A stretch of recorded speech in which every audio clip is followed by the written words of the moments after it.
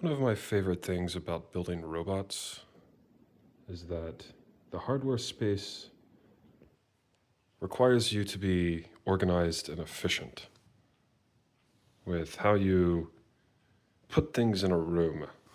It has made me very conscious of materials. For instance, this area right here is clearly a mess. And this book has accumulated a bunch of knickknacks and a functional mouse. And the reason for that is it was on this table. But the table is too cluttered because its primary function, primary purpose is to spin hack matrix around on right now a book swivel, but at some point a robotic swivel, so that the laptop will always face me, and so that its camera will always be able to look at what's going on in the room. Or perhaps that might be the robot's part. But regardless, things in a room change quickly when you are engineering. You need to move things in a space, move things out of a space. And if you want your space to look like a factory, and I have lived in a factory, the first place I actually lived in New York was a robotics factory. It was not in Brooklyn, it was in Manhattan. If you want to live in a factory, I don't encourage it.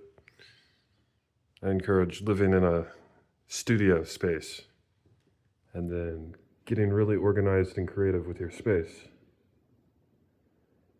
and then go from there. It teaches you a lot when you work with hardware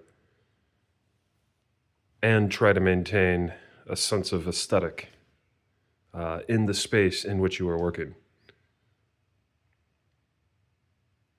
But of course, you can always get messy and then recompress and clean everything again and reorganize.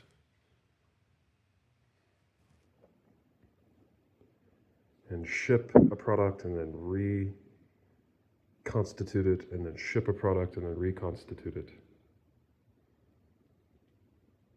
Because God is a verb, and that is what God does.